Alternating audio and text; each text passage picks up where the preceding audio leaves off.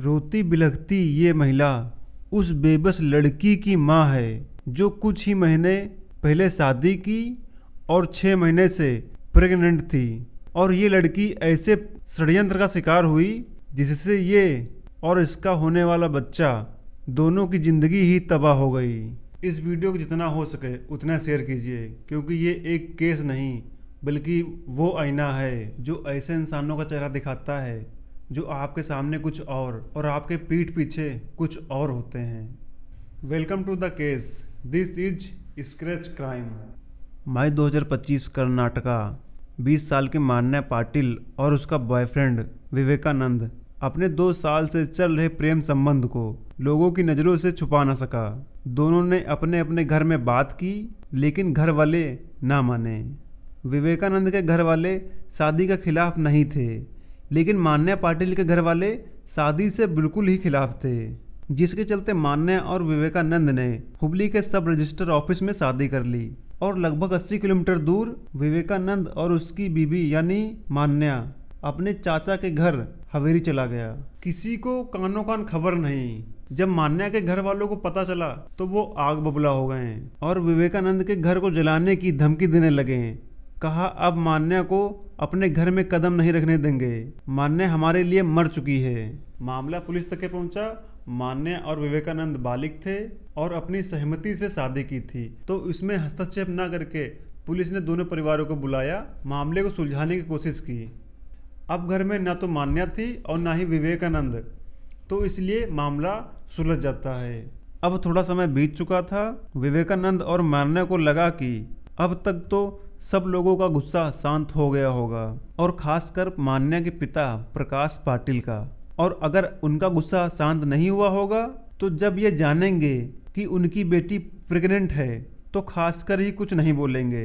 और कुछ महीने बाद डिलीवरी के लिए डॉक्यूमेंट्स की ज़रूरत थी तो जाना पड़ेगा ही। दोनों ने यही सोच समझकर अपने गांव जाने को सोचा, लेकिन इनको क्या पता था कि ये जो कदम आगे बढ़ाने जा रहे हैं उनके लिए ये कदम बहुत ही घातक साबित होगा। 8 दिसंबर 2025 दोनों अपने पैतृक गांव इनाम वीरापुर आए, जो कर्नाटक के जिला धारवाड़ में आता है।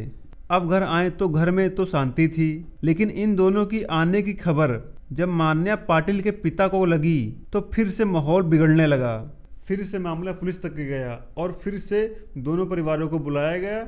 इस बार मान्या के पिता को एक शांति बॉन्ड पे साइन कराया गया और उनसे वादा कराया गया कि आप कोई भी दिक्कत आगे चल के खड़ी नहीं करोगे। तो मान्या के पिताजी ने कहा कि मेरे लिए मेरी बेटी मर चुकी है और इससे मेरा कोई नाता नहीं है, इससे मुझे कोई मतलब नहीं है। 21 दिसंबर 2025 अब मान्या सहित विवेकानंद और उसके घर वालों को थोड़ा सा भी एहसास नहीं हुआ कि आज जो उनके साथ होने वाला है उससे इन सब की ज़िंदगी ही बदल जाएगी। न्यूज़ रिपोर्ट के अनुसार मान्या और विवेकानंद के घर वाले खेत में काम के चलते खेत चले गए और वहाँ पे काम शुरू कर दिया। कुछ समय बाद मान्या के पिता और उसके भाई उसी खेत में आए जहाँ पे मान्या और विवेकानंद के घर वाले काम कर रहे थे। उनके साथ में कुछ लोग भी थे जो हाथ में लोहे का पाइप लिए थे। किसी ने कुछ नहीं बोला, सीधा मान्या पाटिल को मारना शुरू कर दिया। मान्या चिल्लाती बिलखती और कहती मैं प्रेग्नेंट हूँ, मुझे ना मारो। लेकिन निर्दयी बाप और भाई ना रुके। मान्या को बचाते बचाते विवेकानंद के परिवार वालों को भी चोट लगी। इस हमले के चलते विवेकानंद घर से बाहर था। इसके बाद मान्या और विवेकानंद के घायल परिवार वालों को अस्पताल में भर्ती कराया गया, जिसमें मान्या को डॉक्टरों ने मृत घोषित कर दिया। अगर मान्या अपनी ज़िंदगी में खुश थी तो उसके पिता प्रकाश पाटिल को क्या ज़रूरत थी उसकी ज़िंदगी में हस्तक्षेप करने की। इसे समझाने के लिए आपको इस हादसे से लगभग 2 साल पहले ले चलता हूँ। 20 साल की मान्या ग्रेजुएशन कर रही थी, जो सेकेंड ईयर में थी। पढ़ाई अच्छी चल रही थी, फ्यूचर को लेकर मान्या सीरियस थी। और वहीं पर विवेकानंद की बात की जाए तो विवेकानंद का ग्रेजुएशन कंप्लीट होने वाला था और वो भी अपने फ्यूचर के लिए सीरियस था। अच्छा, ये दोनों एक ही गांव से थे, तो ये एक दूसरे के लिए अनजान नहीं थे। गांव में कोई बात नहीं, कोई मुलाकात नहीं। अगर किसी को अपने ही गांव में रह रहे व्यक्ति का अकाउंट किसी सोशल मीडिया प्लेटफॉर्म पर मिल जाता है तो जाहिर सी बात है एक दूसरे के बीच में बात बढ़ सकती है। तो शायद इसी वजह से इन दोनों के बीच इंस्टाग्राम के जरिए बात बढ़ी और बात इतनी बढ़ी कि ये बातचीत कब प्यार में बदल गई ये दोनों जान ही नहीं पाए। प्यार शादी तक के पहुंचता है। दोनों ने आपस में बात की। शादी के लिए विवेकानंद हिचकिचा रहा था लेकिन मान्या के दबाव के चलते विवेकानंद भी मान जाता है। अब समय आ गया था अपने अपने परिवारों से बात करने का, लेकिन ये दोनों यह चीज़ भूल गए थे कि इनकी शादी में सबसे बड़ी रुकावट इनकी कास्ट है।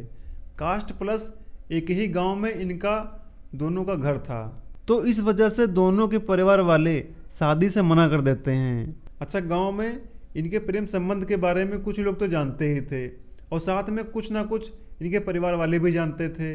पहले से ही पता होने के कारण किसी को इतना आश्चर्य नहीं हुआ इन दोनों का घर में शादी के लिए बात करना।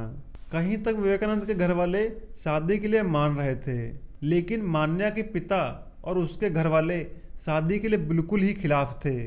अच्छा, पुलिस ने जब मान्या के पिता से ये सब पूछा कि आप अपने ही बेटी के जान के दुश्मन क्यों बन गए, तो उन्होंने जो कहा उससे आपका खून खौल उठेगा।